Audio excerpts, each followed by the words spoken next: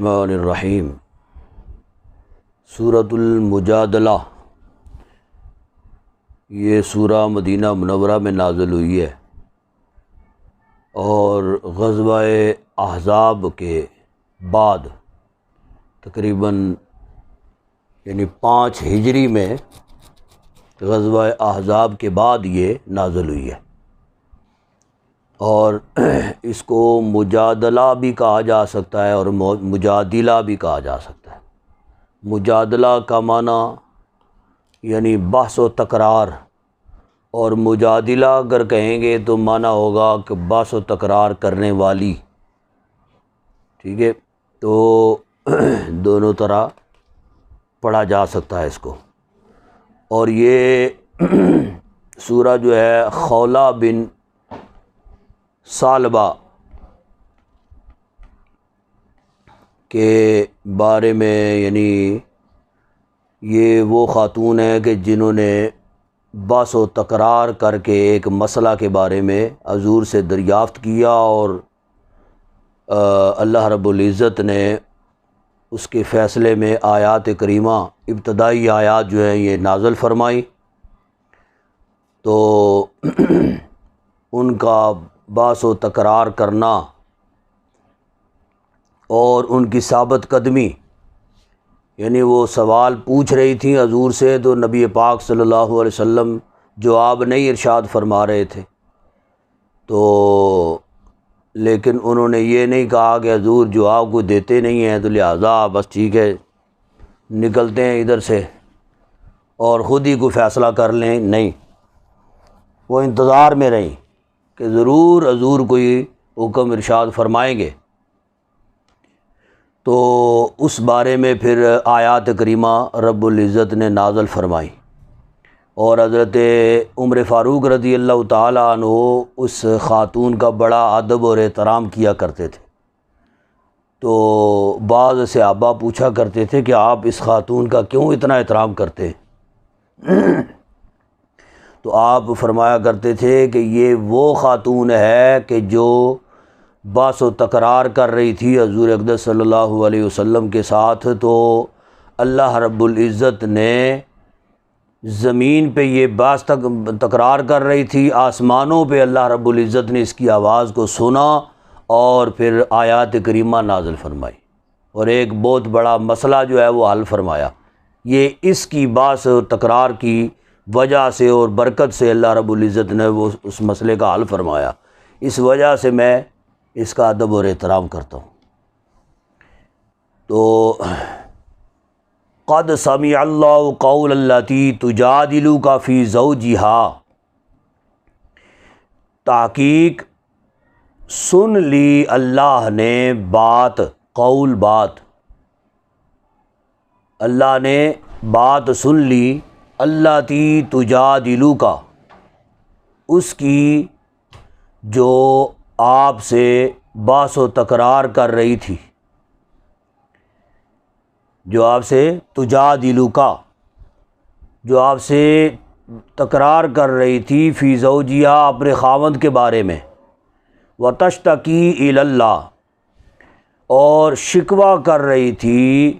اللہ کے ساتھ،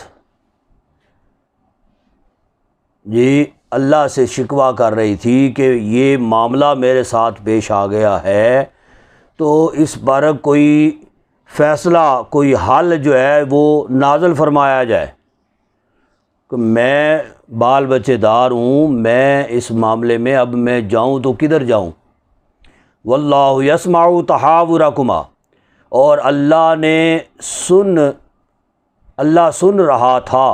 تحاورکما، ان دونوں کی گفتگو، تم دونوں کی گفتگو سن رہا تھا۔ ان اللہ سمیع بصیر، بے شک اللہ سننے والا، دیکھنے والا ہے۔ اسلام سے پہلے عرب میں یہ رواج تھا کہ جو شخص اپنی بیوی کی نسبت اپنی ماں کی طرف کر دیتا، یا اپنی بیوی کے کسی عضو کو اپنی ماں کے عضو کے ساتھ چسپاں کرتا، اور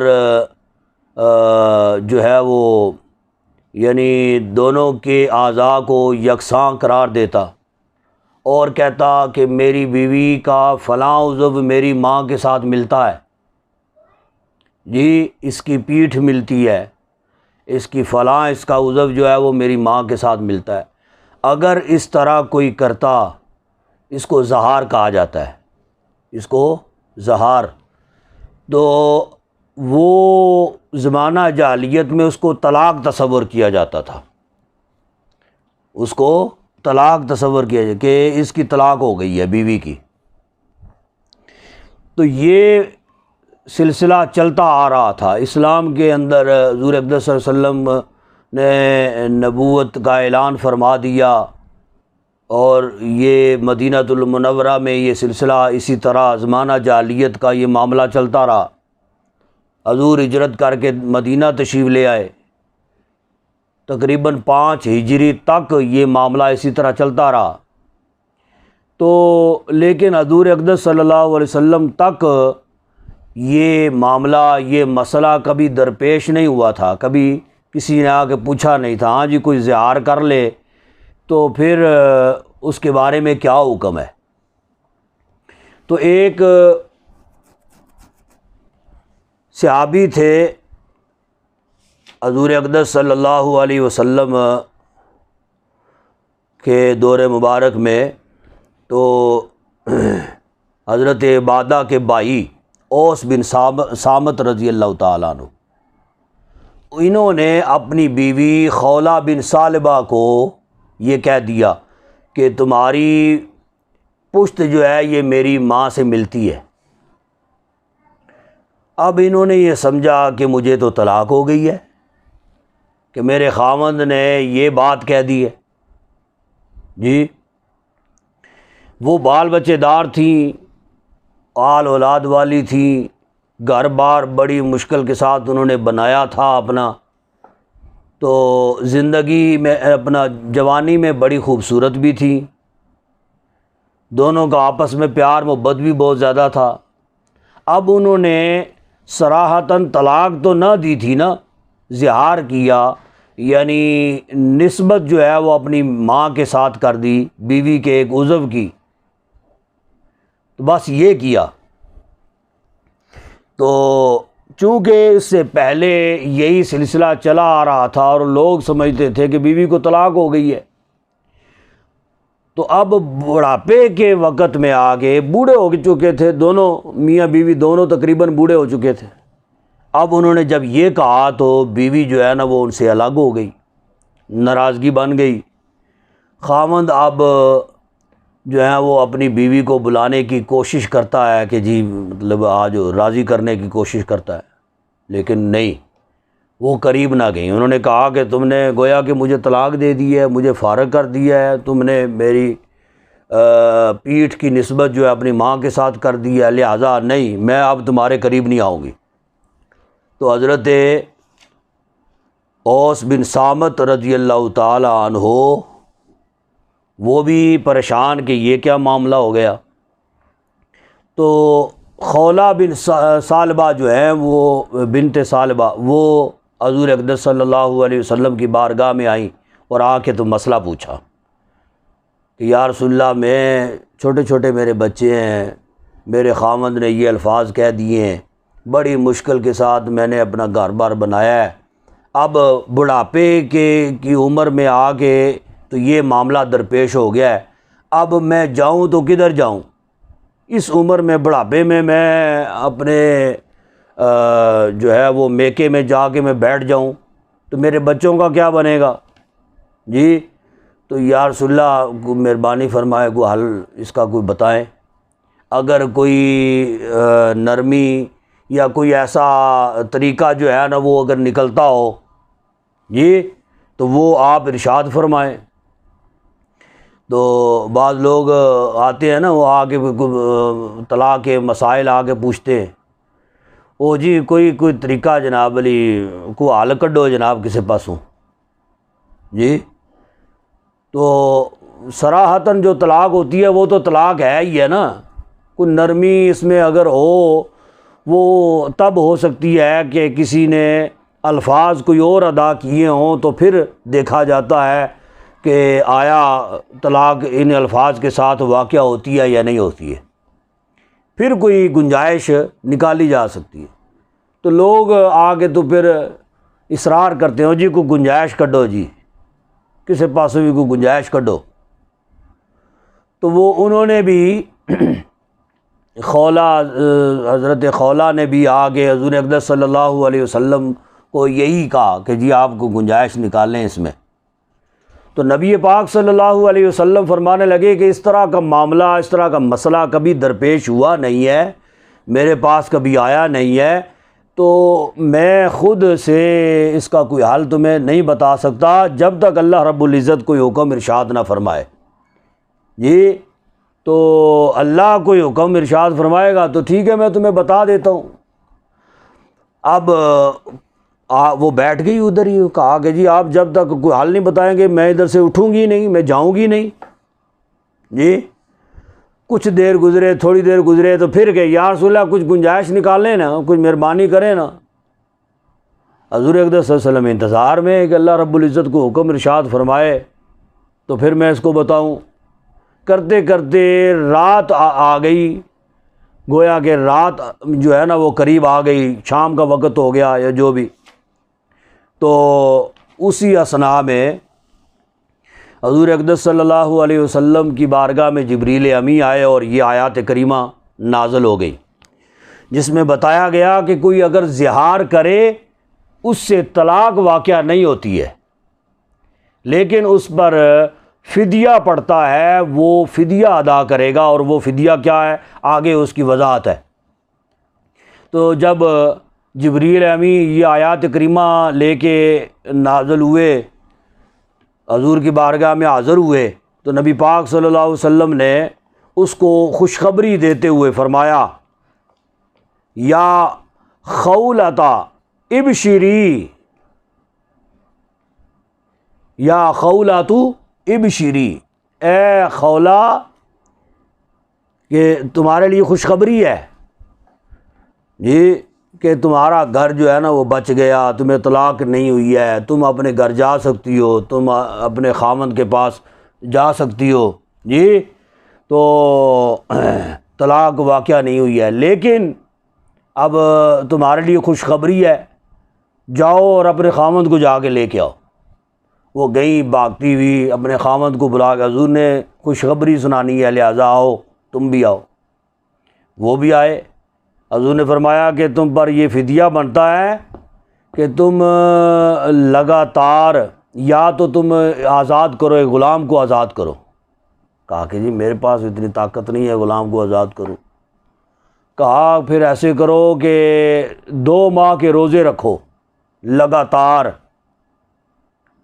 جی لگاتار 2 ماہ کے روزے رکھو۔ تو انہوں نے کہا کہ جی میں بیمار بندہ ہوں، تو بوڑھا ہو چکا ہوں، لگاتار ہو سکتا ہے مجھ سے نہ رکھنے ہو سکیں، کوئی غفلت ہو جائے، کوئی کوتاہی ہو جائے تو نہ رکھنے ہو سکیں، تو پھر میں کیا کروں؟ حضور نے فرمایا کہ پھر 60 مسکینوں کو کھانا کھلاؤ۔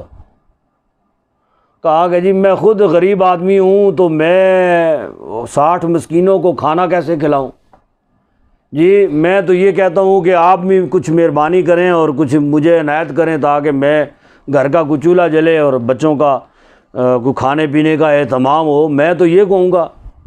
جی تو حضور اقدس صلی اللہ علیہ وسلم اس کی بات پہ مسکرا دیے۔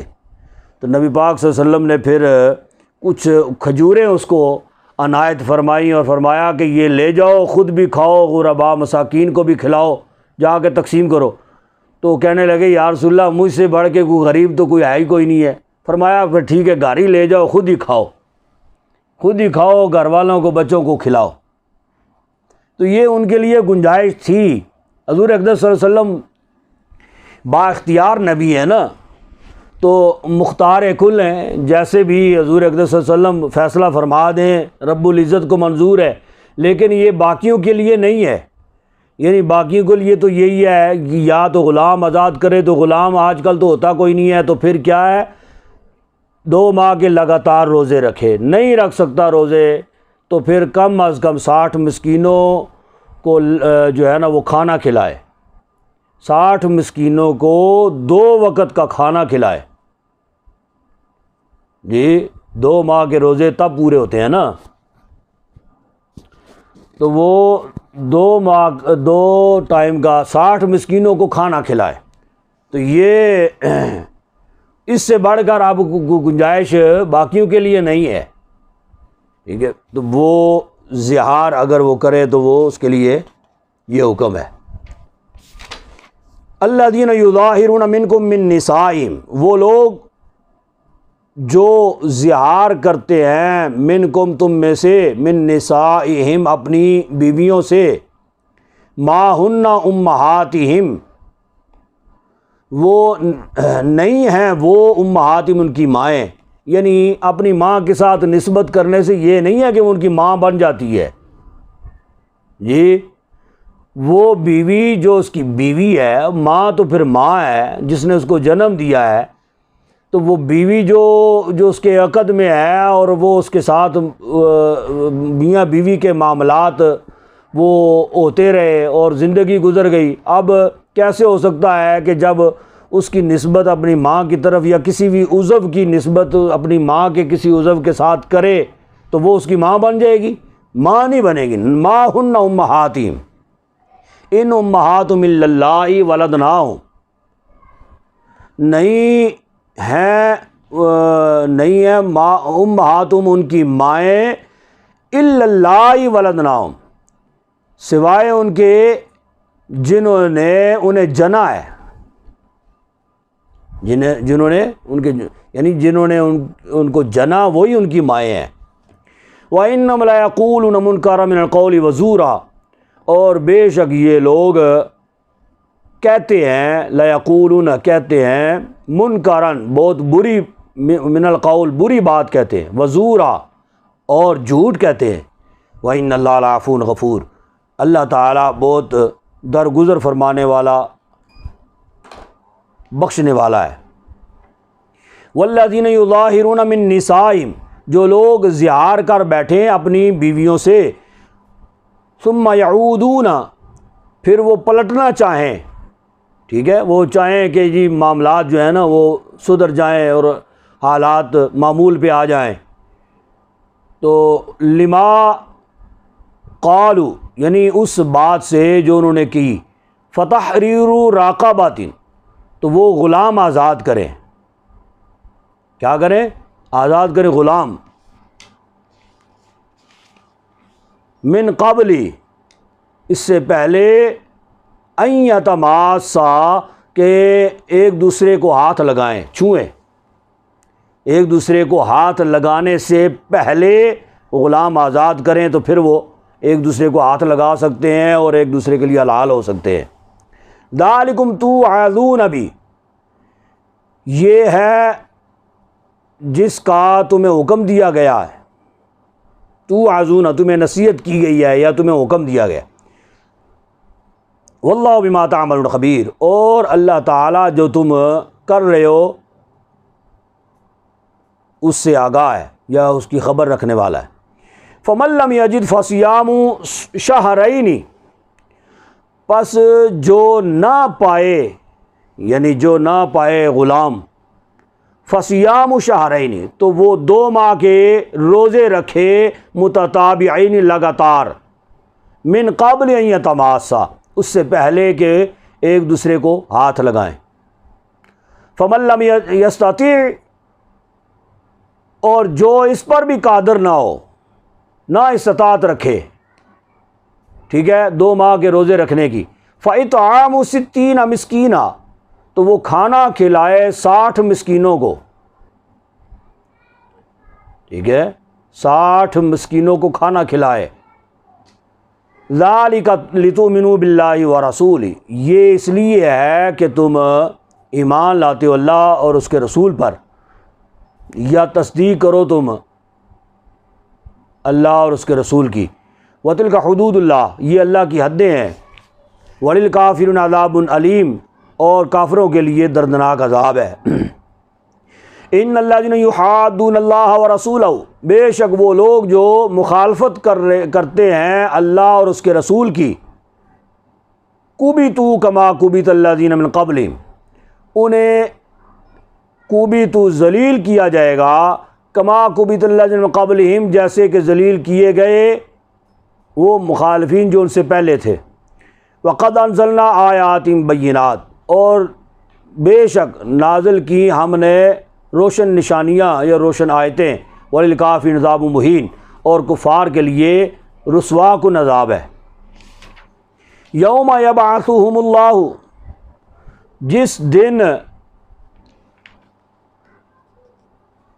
زندہ کرے گا ان کو اللہ، جمیعا سب کو، جس دن اللہ ان سب کو زندہ کرے گا، فَيُنَبِّئُهُم بِمَا عَمِلُوا، پھر انہیں آگاہ کرے گا، بما عملوا جو وہ کیا کرتے تھے، احصاہ اللہ ونسوہ،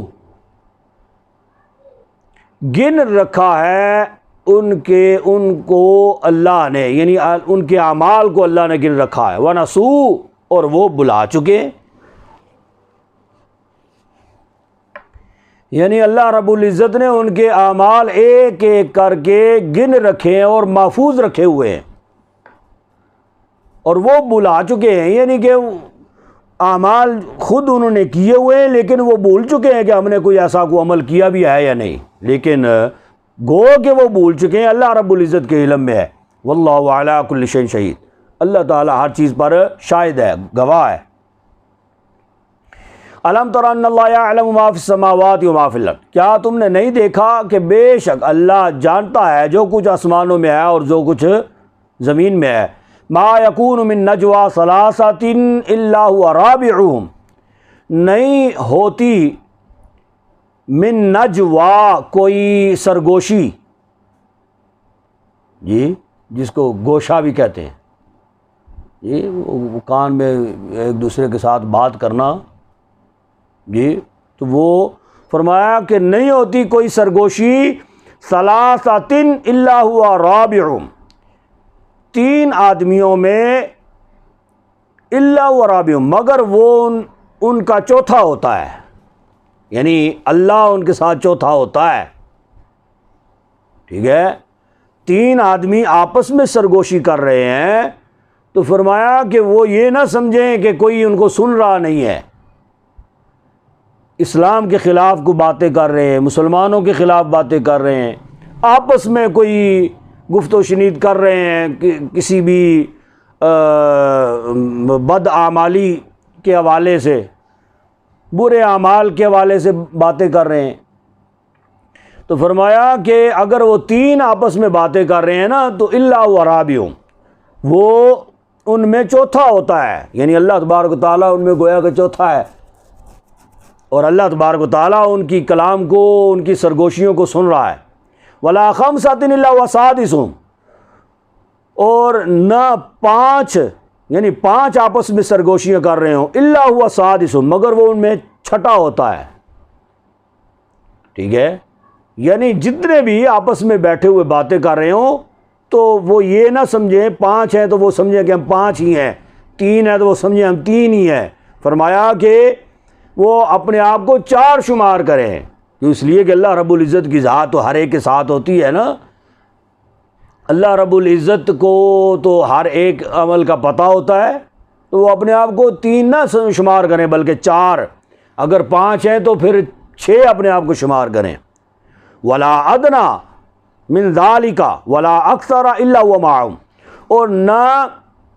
اس سے کم میں، یعنی پانچ سے کم میں یا تین سے کم میں، یعنی مثال کے طور پہ دو آپس میں سرگوشی کر رہے ہیں، جی ولا اکثر، اور نہ زیادہ میں، الا هو معهم، مگر وہ ان کے ساتھ ہوتا ہے، مگر وہ ان کے ساتھ ہوتا ہے، یعنی اللہ رب العزت ہر ایک کے ساتھ ہے اور ہر جگہ پر موجود ہے، اور ہر سرگوشی اس لیے فرمایا گیا کہ بالکل آہستہ کان میں بھی کوئی بات کو کرے گا تو اللہ رب العزت وہ بھی سنتا ہے اور اس سے بھی آگاہ ہے، تو فرمایا کہ مگر وہ ان کے ساتھ ہوتا ہے، اینما کانوا، جہاں کہیں پہ بھی وہ ہوں، ثم ينبئهم بما عملوا یوم القیامہ، پھر انہیں آگاہ کرے گا جو وہ کرتے رہے یوم القیامہ، قیامت کے دن، ان اللہ بکل شیء علیم، بے شک اللہ ہر چیز کو جاننے والا ہے۔ الم تر الی الذین نہوا عن النجوی، کیا تم نے نہیں دیکھا ان لوگوں کی طرف، نہو یہ کہ جو جنہیں روکا گیا، عن النجوی سرگوشیوں سے، جی جنہیں سرگوشیوں سے روکا گیا، ثم یعودون لما نہوا عنہ، پھر وہ دوبارہ وہی کچھ کرتے ہیں جس سے روکا گیا ان کو۔ جی یعنی حضور اقدس صلی اللہ علیہ وسلم، اگر صحابہ کرام نے حضور کو شکایت لگائی نا، یا رسول اللہ وہ فلاں جگہ پہ بیٹھے ہوئے 3 بندے 5 بندے اتنے بندے وہ آپس میں باتیں کر رہے تھے اور مسلمانوں کی طرف اشارے کر رہے تھے ایسے ایسے، جی بعض اوقات ایسے ہوتا ہے نا کہ آپس میں آپ 2 بندے بات کر رہے ہوں اور کسی کی طرف دیکھ کے بات کر رہے ہوں تو وہ بندہ سمجھتا ہے کہ میرے بارے میں بات ہو رہی ہے، جی بندہ وہ بیٹھے ہیں نا، وہ جڑا بیٹھے ہیں، جی وہ سمجھ جائے گا، وہ اس کے بارے میں بات ہو یا نہ ہو، بس اشارہ کرنے کی دیر ہے، وہ سمجھے گا میرے بارے میں بات ہو رہی ہے۔ تو وہ جو ہے صحابہ نے شکایت کی حضور کی بارگاہ میں، یا رسول اللہ وہ باتیں کرتے ہیں اور اشارہ مسلمانوں کی طرف کرتے ہیں، جس کا مطلب ہے مسلمانوں کے بارے میں وہ باتیں کرتے ہیں اس طرح۔ تو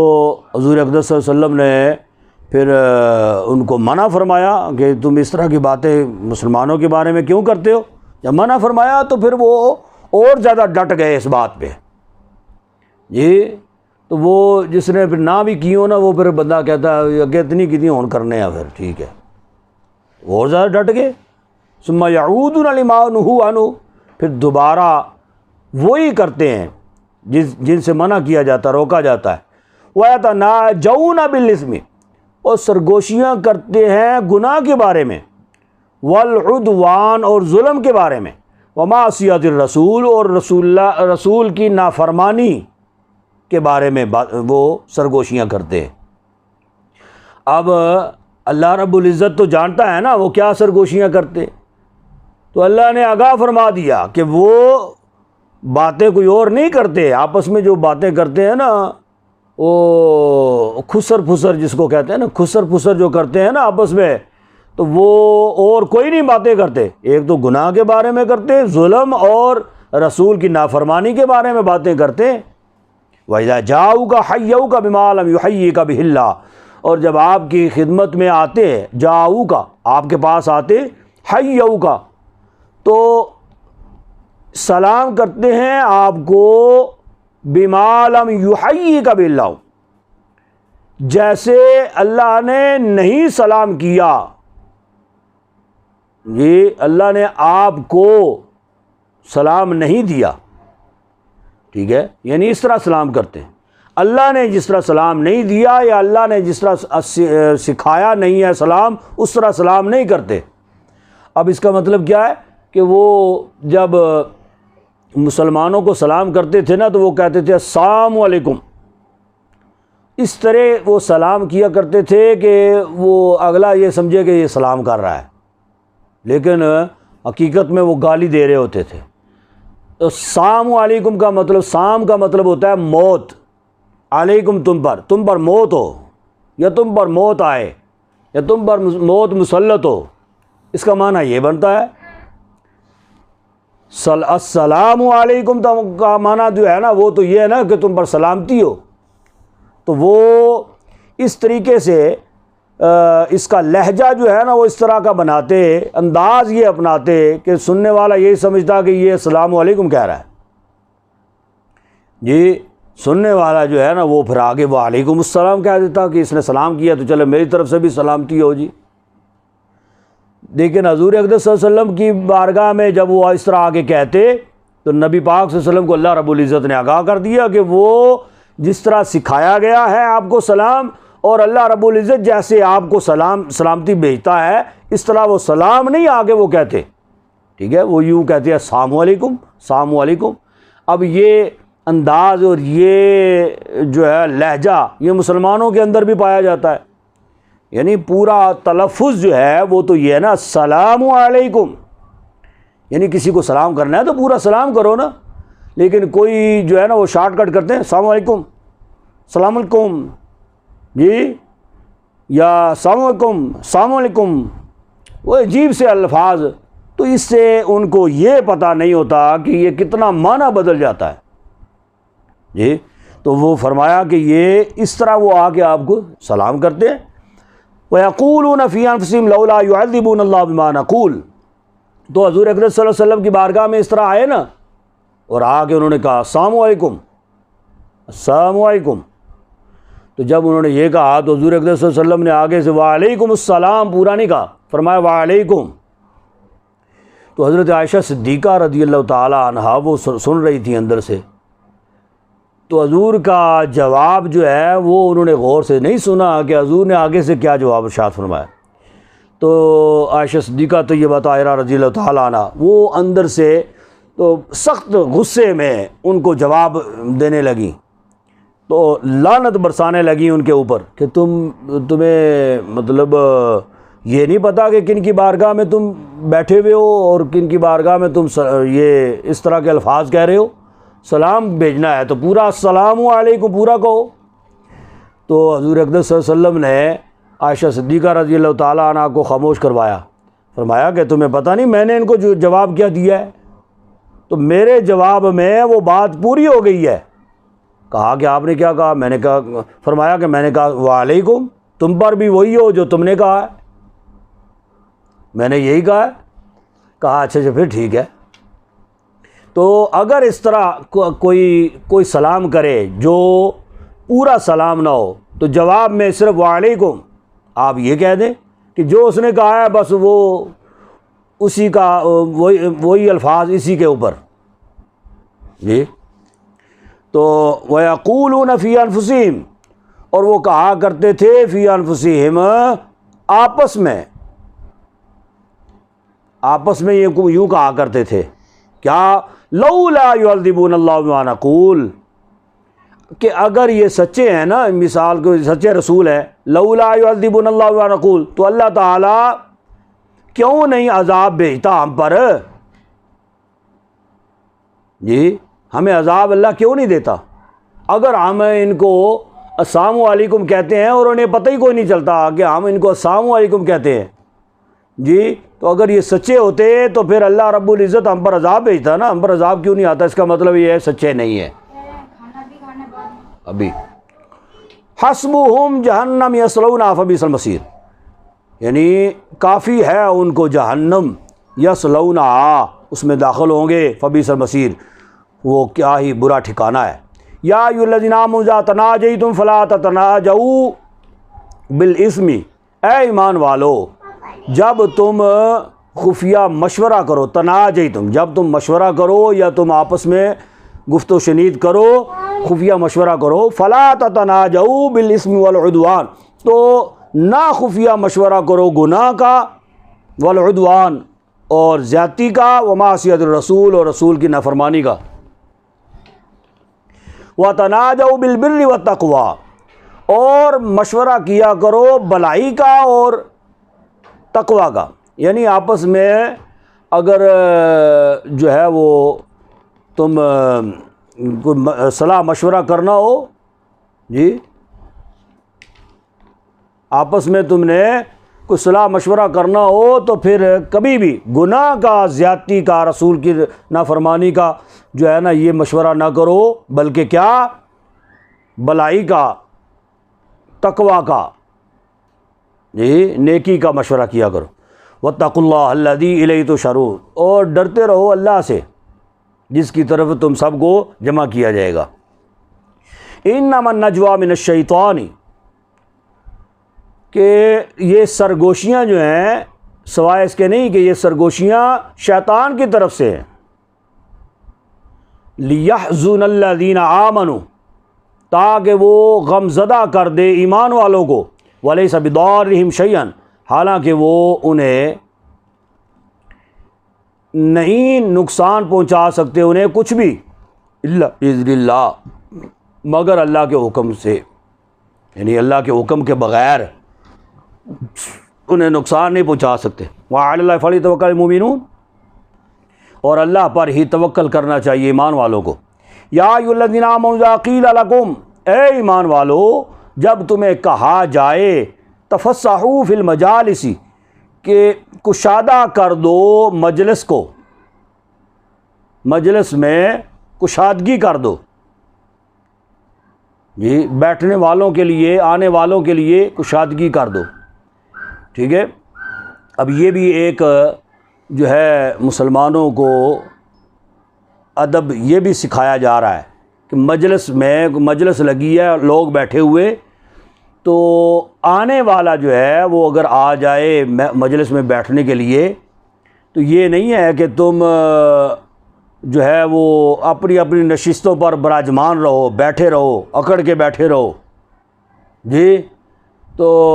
الو جلو نہ، وہ آنے والا جو ہے وہ اپنی ہتک محسوس کرے گا کہ میں آیا ہوں اور ان کو پرواہ ہی نہیں ہے، جی تو تمہیں چاہیے کہ ذرا دائیں بائیں ہو جاؤ، ادھر ادھر ساتھ ساتھ ہو جاؤ، تو اس کی نشست، آنے والے کے لیے نشست بناؤ، جگہ بناؤ، اور اس کو کہو کہ ادھر آ کے بیٹھو جی، تو وہ آنے والے کی عزت وقار میں اضافہ ہوگا۔ تو فرمایا کہ کشادگی کر دیا کرو مجلس میں، فافصحوا یفصح اللہ لکم،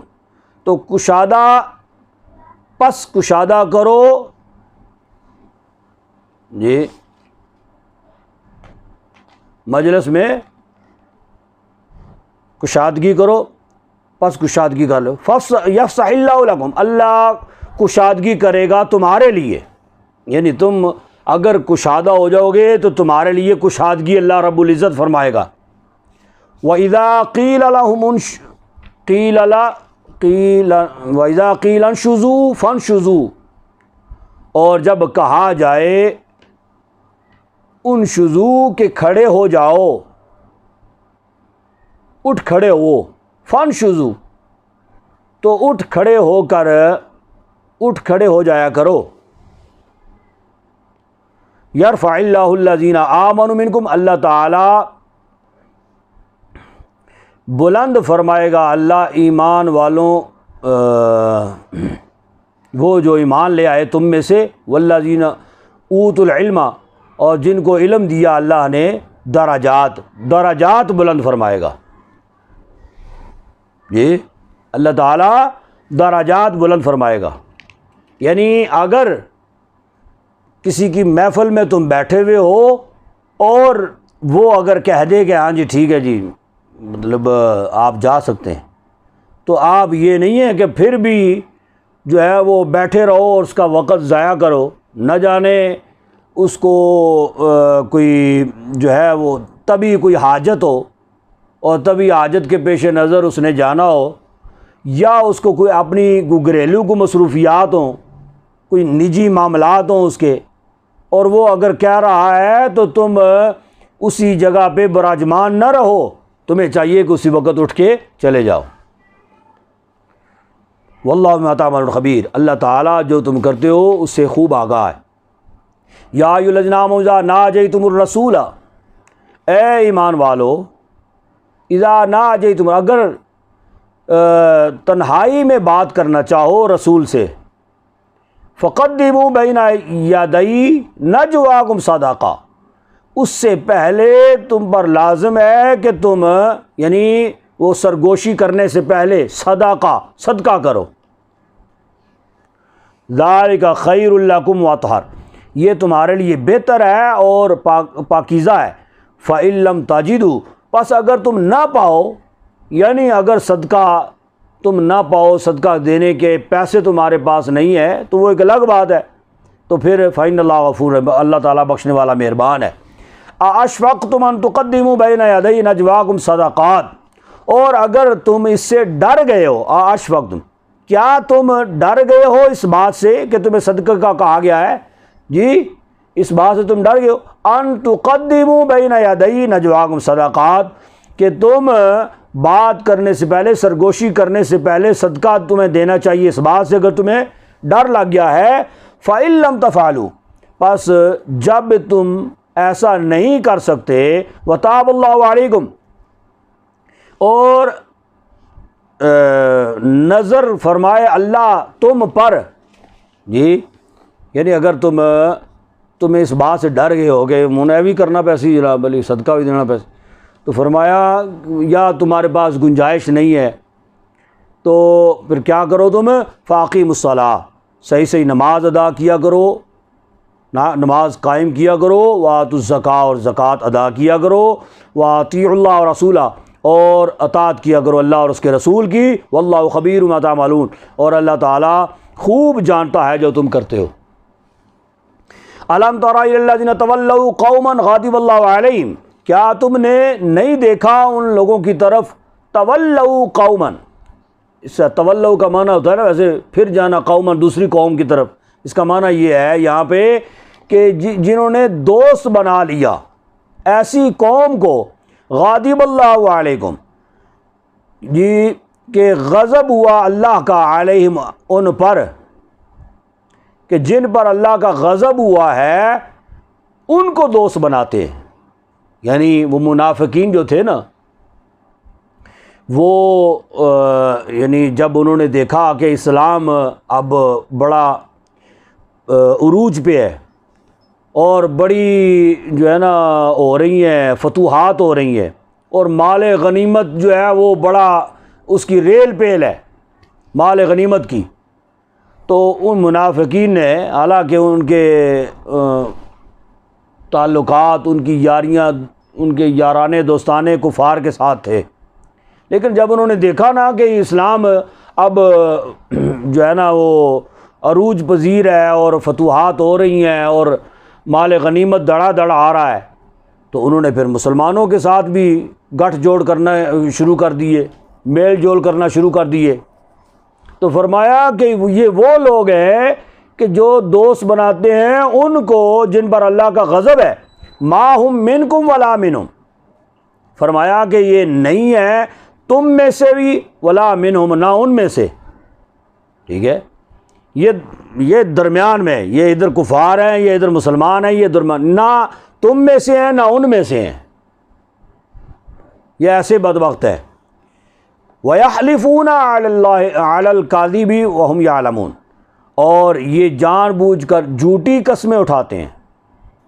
وَهُمْ يَعْلَمُونَ، جان بوجھ کر، ٹھیک ہے جی، جب انہیں منع کیا جاتا ہے تو پھر قسمیں اٹھاتے ہیں جھوٹی، فرمایا کہ یہ جھوٹی قسمیں ہیں ان کی۔ اعد اللہ لہم عذابا شدیدا، تیار کر رکھا ہے اللہ نے ان کے لیے سخت عذاب، انہم ساء ما کانوا یعملون، بلا شبہ یہ لوگ بہت برے کام کرتے ہیں۔ اتخذوا ایمانہم جنہ، بنا رکھا ہے انہوں نے اپنی قسموں کو ڈال، یعنی قسمیں اٹھا کے پھر سچے بن جاتے ہیں جی، تو انہوں نے گویا کہ ڈال بنا لیا ہے قسموں کو۔ فصدوا عن سبیل اللہ، روکتے ہیں اللہ کے راستے سے، فلہم عذاب مہین، ان کے لیے رسوا کن عذاب ہے۔ لن تغنی عنہم اموالہم،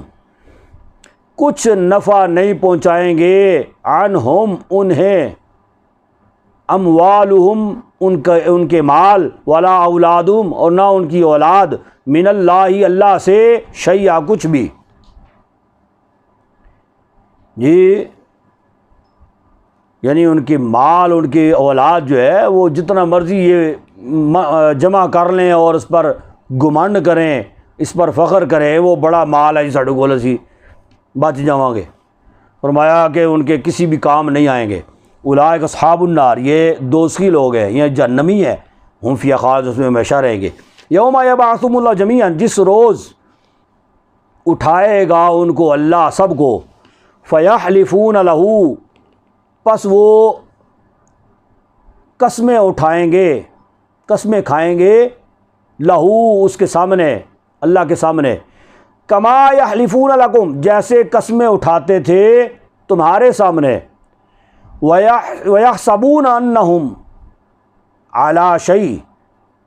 اور خیال کریں گے کہ وہ کسی مفید چیز پر تکیہ لگائے ہوئے ہیں، یعنی کسی فائدہ مند چیز کا انہیں سہارا ہوگا، اس بات کا انہیں گمنڈ ہوگا، انہیں خیال ہوگا، الا انہم ہم الکاذبون، خبردار یہ لوگ، یہی لوگ جھوٹے ہیں۔ استحوذ علیہم الشیطان فانساہم ذکر اللہ، یہ تسلط جما لیا ہے ان پر شیطان نے، فانساہم ذکر اللہ، تو اس نے فراموش کر دیا ہے ان کو اللہ کے ذکر سے، یا ان کو بلا دیا ہے اللہ کے ذکر سے۔ اچھا، اولئک حزب الشیطان، یہ لوگ شیطان کا ٹولہ ہے۔ الا ان حزب الشیطان هم الخاسرون، خوب جان لو یا خبردار، بے شک شیطان کا ٹولہ وہی نقصان اٹھانے والا ہے۔ ان الذین یحادون اللہ ورسولہ، بے شک وہ لوگ جو مخالفت کرتے ہیں اللہ اور اس کے رسول کی، اولئک فی الاذلین، یہی لوگ ذلیل ترین لوگ ہیں، یعنی ان کا شمار ذلیل لوگوں میں سے ہوگا۔ کاتب اللہ لاغلبن انا ورسولی، لکھ دیا ہے اللہ نے، لاغلبن، کہ غالب آ کے، کہ لکھ دیا اللہ نے کہ غالب آؤں گا میں، آنا میں، ورسولی، اور میرے رسول، یعنی اللہ نے یہ فیصلہ کر لیا ہے، یہ لکھ دیا ہے کہ یا میں غالب آؤں گا یا میرے رسول غالب آئیں گے۔ یہ جتنی مرضی بڑھ کے مار لیں اور جتنی مرضی اچھل کود کر لیں، کبھی بھی غالب نہیں آ سکتے۔ ان اللہ قوی عزیز، بے شک اللہ زبردست طاقت والا ہے۔ لا تجد قوما یؤمنون باللہ والیوم الآخر، نہیں تم پاؤ گے ایسی قوم، یؤمنون باللہ، جو ایمان رکھتی ہو اللہ پر، والیوم الآخر، اور آخرت کے دن پر، یوادون من حاد اللہ ورسولہ، جو محبت کرے، یوادون محبت کرے، من حاد اللہ، اس سے جو مخالفت کرتا ہو اللہ اور اس کے رسول کی، یعنی ہو ایمان والا، ایسا ایمان والا کبھی بھی تم نہیں پاؤ گے جو اس سے محبت کرتا ہو جو اللہ اور اس کے رسول کی مخالفت کرنے والا ہے۔ سمجھ گئے؟ اب وہ مخالفت کرنے والا، فرمایا ولو کانوا آباؤہم،